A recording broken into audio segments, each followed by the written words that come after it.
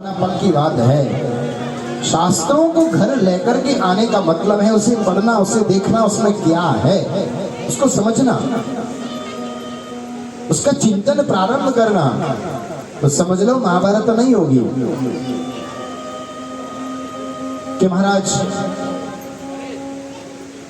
महाभारत से हमें दो मणियां प्राप्त हुई, एक विष्णु सहस्त्रनाम और गीता। ये दो मणियां जो है महाभारत से हमें प्राप्त हुई है।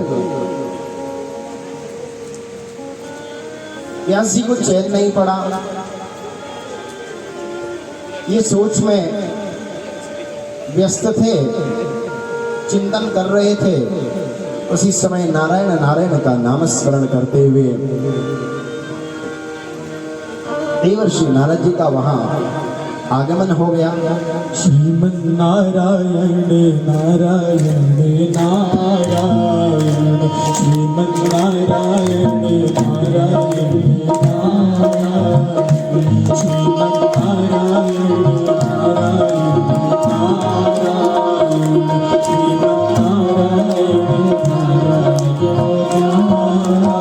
भोलेनाथ भगवान की। किसी को बीच बीच में झपकी ना आ जाए ना तो नारायण का नाम स्मरण करना पड़ता है। बोलो राधे राधे। क्योंकि घर में तो नींद आती नहीं है, पर देखो जब कथा में आते हैं ना तो इतनी मीठी नींद आती है बैठे बैठे। और एक बड़ी बात है, बुढ़ापे में नींद ना लेट के नहीं आती है, बैठ के ज्यादा अच्छी आती है। बोलो राधे राधे। प्रेम से बोलो राधे राधे। राधे राधे। देवर्षि नारद जी का आगमन होता है। देवर्षि नारद जी आए और व्यास जी से कहते हैं वाह वाह भैया वाह, अरे व्यास जी आपकी जय हो, आपकी जय हो, आपकी जय हो। देखो आपने कितने सुंदर सुंदर ग्रंथों की रचना कर दी। 17 पुराण, महाभारत जैसे महान ग्रंथ, एक वेद के 4 भाग, इतना सब कुछ आपने बना दिया, फिर भी आपके चित्त को चैन नहीं पड़ा, शांति नहीं मिली। अरे देखो आपने सबका वर्णन कर दिया, पर अभी आपने जगतपति भगवान श्री कृष्ण के लीला चरित्रामृत का अभी तक कोई आपने वर्णन नहीं किया है, इसलिए आपके चित्त को शांति की प्राप्ति नहीं हो रही है। अरे इस बात का अनुभवी तो मैं स्वयं हूं। मैं आपको बता देना चाहता हूं कि मैं पूर्व जन्म में एक दासी का पुत्र था। ऐसा नहीं कि पूर्व जन्म में दासी के पुत्र थे, कोई किसी लीला के लिए आए और बने। मैं पूर्व जन्म में एक दासी का पुत्र था। मेरी मैया ब्राह्मणों की बड़ी सेवा करती थी। एक समय की बात है कि मेरे गांव में बहुत सारे महात्माओं की मंडली आ पहुंची, टोलियां आ पहुंची, और वे हमारे गांव में रुक गए। और उसके अगले दिन से चातुर्मास प्रारंभ हो गया। संत चातुर्मास में कहीं भ्रमण नहीं करते हैं, वे संत हमारे गांव में ठहर गए। और मेरी मैया ने उन संतों की सेवा में मुझे नियुक्त कर दिया, और मैं उन संत महात्माओं की सेवा में 24 घंटे रहता। उनका चलना, उनका उठना, उनका बैठना, उनका दिखना, उनका गमन आगमन, अवस्थान, अवलोकन, विलोकन, उड्डयन, उत्थापन, जितने भी क्रियाकलाप है उन सब का मैं दर्शन करता, आस्वादन करता। और उच्छिष्ट भोजनम, उनके भोजन के पश्चात पत्तल में जो भोजन बच जाता उसको मैं पान करता। उच्छिष्ट भोजनम। 4 महीने ऐसे बीत गए जैसे 4 सेकंड बीत गए हों। जब 4 महीने बाद वही महात्मा अपने अपने गंतव्य के लिए जाने लगे, प्रस्थान करने लगे, तो मेरा उन महात्माओं में सात्विक मोह हो गया। मैं उन महात्माओं की मंडली में शामिल होना चाहता था। उन महात्माओं ने रोक दिया, नहीं अभी तुम्हारा मातृधर्म बचा है, मैया की सेवा करो, बाद में कहीं जाकर आप हमारी सेवा में आ जाना। देवर्षि नारद जी कहते हैं मैं फिर जंगल के मार्ग से गया और महात्माओं की मंडली में शामिल हो गया। क्रोध साधु महात्माओं ने क्रोधमयी दृष्टि से देखा और डांटा, फटकार लगाई, अभी तुम्हारा जो मातृधर्म बचा हुआ है उसे पूर्ण करो, तत्पश्चात हमारी सेवा में आना। अब मैं संतों की मंडली में शामिल नहीं हुआ, बल्कि मैं उस ओर तब तक निहारते रहा जब तक संतों के चरणों से उड़ने वाली धूल दिखना बंद न हो जाए। मैं उस ओर निहारता रहा और पुनरपि मैं संत चरणों पर लुंठित होता हुआ उसी स्थान पर आ पहुंचा जहां मैंने संतों के साथ में 4 महीने बिताए थे। अरे यहाँ पर वे महात्मा बैठते थे। मैं सभी विविध प्रकार के महात्मा जो थे उनका चिंतन वहां आकर के करने लगा। यहाँ वे महात्मा बैठते थे जो मलयालम में बोलते थे। अरे यहाँ तो वे महात्मा बैठते थे जो संस्कृत में बोलते थे। अरे यहाँ वे महात्मा थे जो महाराज मौन व्रत में रहते थे। विविध विविध महात्माओं के साथ बिताए गए समय को मैं याद करता और उसी क्षण मेरी नजर गई कोने पर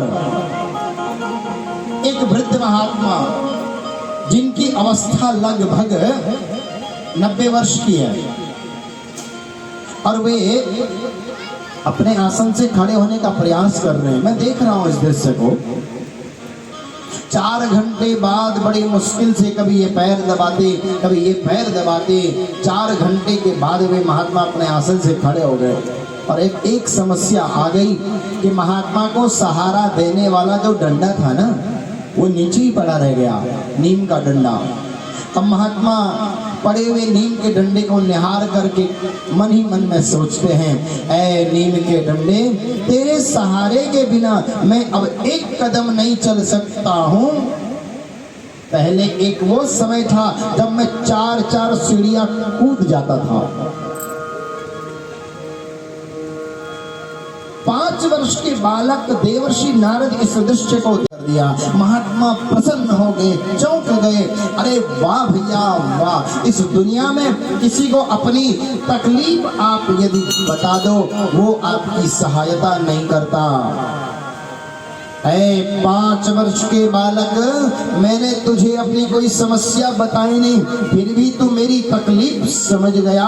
अरे आजा, इधर आजा, तूने तो शरीर को साधने का डंडा प्रदान किया है, आज मैं तुझे आत्मा को साधने का डंडा प्रदान किए देता हूँ। तत्क्षण महात्मा ने देवर्षि नारद जी के कान में एक 12 मंत्र नमो भगवते वासुदेवाय ये प्रदान कर दिया और कहा जाओ इसका जाप करो, इसका ध्यान करो।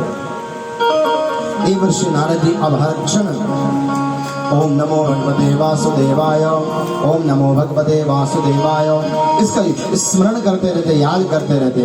अब मैया ने देखा कि महात्मा तो नहीं बन जाएगा, कहीं 5 वर्ष का बालक यदि राम राम जपने लग जाए तो मैया को डर होती है ना। आचार्य को इशारा किया, आप भी ब्रह्मास्त्र को चलाओ और आकृष्ट करके इसे बुला लो। देखो अश्वत्थामा को ब्रह्मास्त्र चलाना आता था, वापस बुलाना नहीं आता था। अर्जुन को दोनों ही चीज आती थी, छोड़ना भी आता था और बुलाना भी। तो महाराज अर्जुन ने भी ब्रह्मास्त्र का संधान किया, आकृष्ट करके बुला लिया। अश्वत्थामा को पशुओं की भांति बांधकर घसीटते हुए अपने पांडव शिविर की ओर लेकर के आए। और जैसे ही द्रौपदी ने आते हुए गुरुपुत्र को देखा, जोर से चिल्लाई कि मुंचता मुंचता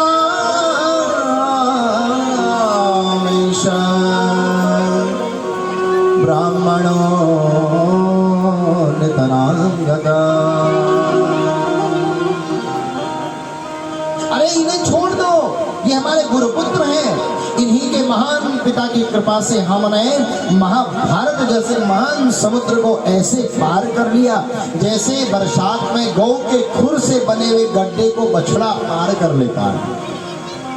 अरे हमारे 5 पुत्र क्या, हम अगर पांडव 5 पांडव और हम स्वयं भी अपना माथा इनके श्री चरणों में समर्पित कर दें तो इनके पिता के ऋण से, गुरु ऋण से हम पूर्ण नहीं हो सकते हैं। इन्हें छोड़ दो, जो कष्ट मुझे मिला है वो अपनी गुरु माता को मैं नहीं दे सकती हूँ। आज पांडव सेना द्रौपदी के रुदन में रुदन व्याप्त है।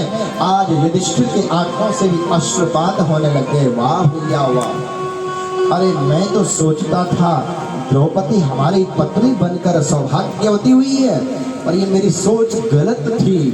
बल्कि आज हम द्रौपदी के पति बनकर सौभाग्यवान हुए हैं। उसी क्षण भीम आगे आ गए। भीम ने कहा, अरे भैया ऐसे में काम नहीं चलेगा, ये चाहे जो भी हो ये आतताई है, ऐसे रोने धोने में राज्य कैसे चलेगा? भाव में आकर कोई डिसीजन नहीं लिया जा सकता है।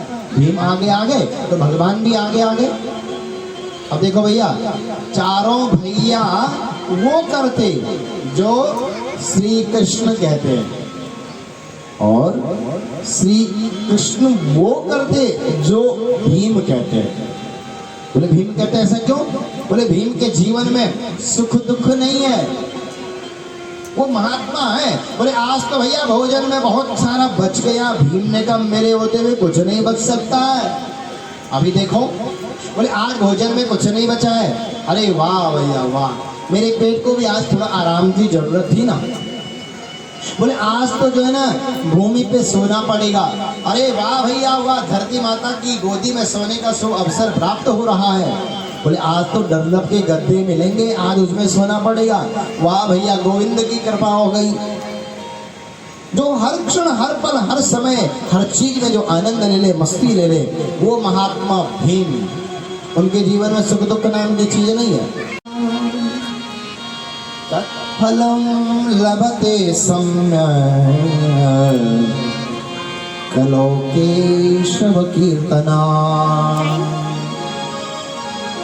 अन्य युगों में जो ऋषि महात्मा अमलात्मा साधु सुधीजन जो तपस्या करते थे 10-10 हजार वर्षों तक, तब उन्हें फल की प्राप्ति होती थी। कलयुग में केवल वह हरिनाम संकीर्तन से ही प्राप्त हो जाता है। इस जो आप श्रवण कर रहे हैं, अब कथा यहाँ से आगे बढ़ते हुए और भी आनंद की ओर हम प्रविष्ट होते हैं, और भी आनंद आगे बढ़ता चला जाएगा। तो कल यही समय पे आप सभी लोग पधारेंगे और सही समय से आप लोग कथा श्रवण करने आएंगे।